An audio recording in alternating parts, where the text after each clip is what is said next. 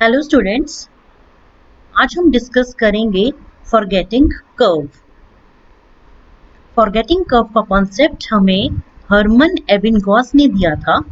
ये एक German psychologist थे। इन्होंने मेमोरीज के ऊपर बहुत इंटरेस्टिंग एंड इम्पोर्टेंट स्टडीज करी। ओके, हर्मन एबिंगहॉस का फॉरगेटिंग कर्व हमें क्या बताता है? हमें फॉरगेटिंग कर्व ये बताता है कि फॉरगेटिंग और टाइम के बीच में क्या रिलेशनशिप है। There is a relationship between forgetting and time. ये बताता है कि हम इंफॉर्मेशन कितनी जल्दी हम इंफॉर्मेशन लूज करते हैं, कितनी जल्दी हम भूलते हैं अगर हम कोशिश ना करें उसको रिहर्स करने की, उसको रिटेन करने की। अगर हम कोशिश ना करें अपनी इंफॉर्मेशन को रिवाइज करने की।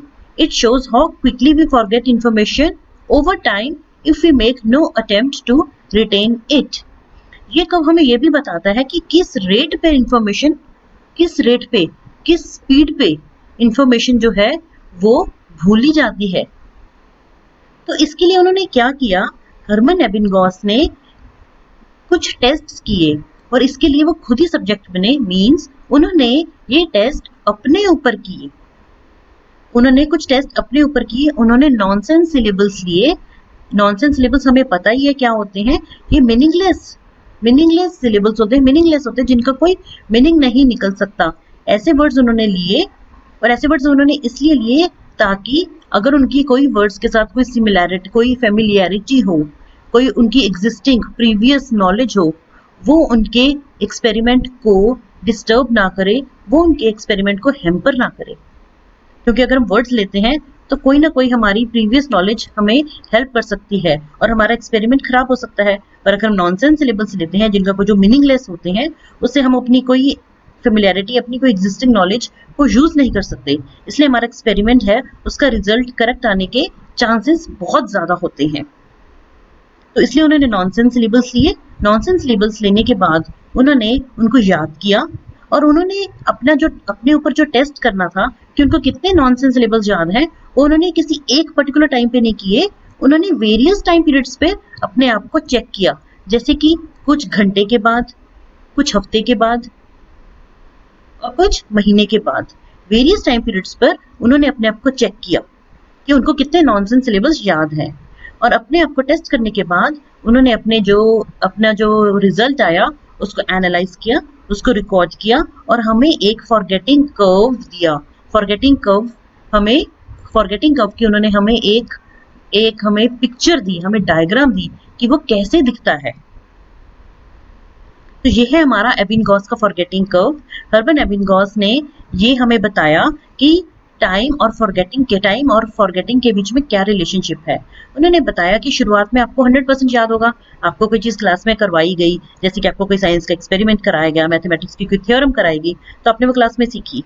पर जैसे ही आप अपने क्लास से बाहर आओगे तो आप देखोगे कि अगर आपने रिवाइज ना किया तो आप इनिशियली विद इन 20 मिनट्स आपको 58% याद रहेगा। आप उसमें से 42% ऑलमोस्ट आपको भूल जाएगा इमीडिएटली विद इन 1 आवर। उसके बाद 1 आवर के बाद आपको 44% याद रहेगा। 9 आवर्स के बाद आपको 36% याद रहेगा। धीरे धीरे आप देख रहे हो कि ये कर्व जो है इनिशियली बहुत स्टीप है, बहुत तेजी से नीचे आ रहा है, डाउनवर्ड स्लोप है। उसके बाद ये ग्रेजुअली धीरे धीरे ये कम होता जा रहा है, इसकी स्टीपनेस कम होती जा रही है। ऐसा क्यों हो रहा है? क्योंकि हर्मन एबिंगहॉस ने अपनी स्टडी में अपने इस एक्सपेरिमेंट से हमें यही बताया, यही इंटरेस्टिंग डिस्कवरी करी कि शुरुआत में हम बहुत तेजी से कोई चीज भूलते हैं। शुरुआत में इनिशियली कोई चीज लर्न करने के बाद अगर हम उसको रिवाइज ना करें तो इमीडिएटली हम बहुत ज्यादा भूलते हैं। उसके बाद भी हम भूलते हैं, ऐसा नहीं कि हम नहीं भूलते, पर उसका जो रेट है भूलने का वो स्लो होता जाता है। ये डिस्कवरी एबिंगहॉस ने करी। उन्होंने हमें बताया कि डाउनवर्ड स्लोप होता है, स्टीप स्लोप होता है, नीचे जाता हुआ एकदम से। इसको ही एबिंगहॉस फॉरगेटिंग कर्व बोला जाता है। बहुत सारे फैक्टर्स हैं जो रोल प्ले करते हैं हमारी इस फॉरगेटिंग में। सपोज क्लास में जो आपको पढ़ाया गया या जो आपने सीखा वो बहुत टफ था आपके लिए, आपका इंटरेस्ट नहीं था जो आप पढ़ रहे थे, आप बहुत स्ट्रेस में थे, आपकी नींद पूरी नहीं हुई थी, तो किस कंडीशंस में आपने वो स्टडी करी, ये चीजें भी रोल प्ले करती हैं। पर बेसिकली यही देखा गया है कि इनिशियली जब आप कोई चीज लर्न करते हो तो within 1 hour, within 20 minutes, 1 hour आप मैक्सिमम भूल जाते हो अगर आप कोशिश नहीं करते उसको रिटेन करने की। तो ये था हमारा फॉरगेटिंग कर्व।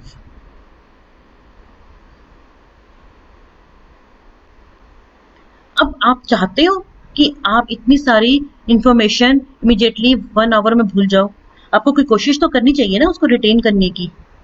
तो उसको हम क्या कर सकते हैं कि हम इनिशियली इतनी सारी इंफॉर्मेशन ना भूलें। तो उसके लिए हमारे पास एक टेक्निक है, एक मेथड है जिसको हम बोलते हैं स्पेस्ड रेपिटिशन। स्पेस्ड रेपिटिशन का मतलब क्या होता है? इसका ये मतलब होता है कि हम कोई भी चीज जब पढ़ते हैं उसको जब हम रिवाइज करते हैं उसके बीच में कोई स्पेस होनी चाहिए। इसका कोई फायदा नहीं होगा कि हम आपको 1 घंटा आपको मिले और 1 घंटे में आप 15 बार उसको रिवाइज कर दो।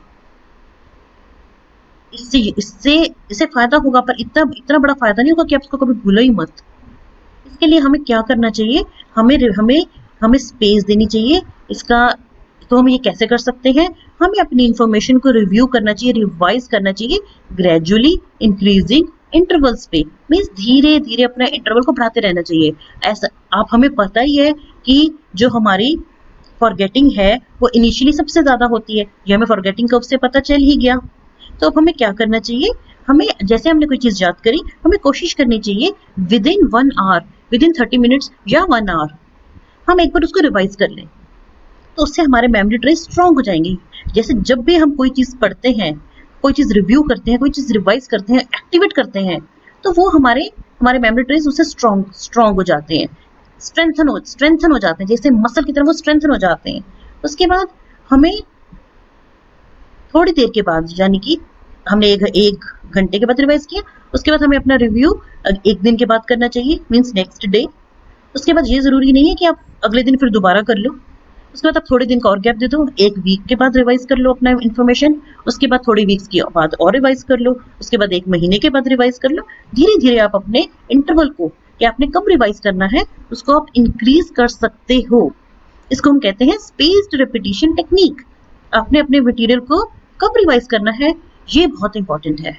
अगर आप ठीक टाइम पे अपने इंफॉर्मेशन को रिव्यू करते हो तो आप फॉरगेटिंग कर्व से जो प्रॉब्लम आ रही है, फॉरगेटिंग कर्व जो हमें मिला है जिससे हमारी इंफॉर्मेशन इनिशियली बहुत जल्दी हम लूज करते हैं इंफॉर्मेशन, उससे हम बच सकते हैं। ओके, तो अगर हम ऐसा करते हैं हमारा फॉरगेटिंग कर्व जो है वो स्टीप की जगह फ्लैट हो सकता है। पर यह बहुत जरूरी है कि जो रिव्यू है वो सही टाइम पर वो रिव्यू किया जाए। इसको बोलते हैं space repetition technique. Initially first hour में आपने अपने इंफॉर्मेशन को जरूर रिव्यू करना है जब आप कोई चीज पढ़ते हो। इससे आपको बहुत हेल्प मिलेगी और आपकी फॉरगेटिंग कम होगी। तो ये था हमारा हरमन एबिंगहॉस का फॉरगेटिंग कर्व। कीवर्ड्स हैं इसका स्लोप, इसकी ये डायग्राम, और इसको कॉम्बैट कैसे किया जाए, वो टेक्निक कौन सी है। ये one of the very useful technique है जो हम सबको हेल्प कर सकती है, बहुत प्रैक्टिकल है अपनी अप्रोच में। ओके स्टूडेंट्स, ये था हमारा फॉरगेटिंग कर्व। अगर आपको कोई डाउट हो तो आप कमेंट बॉक्स में मुझे भेज सकते हैं, और प्लीज मेरे चैनल को जरूर सब्सक्राइब कीजिए। Thank you students.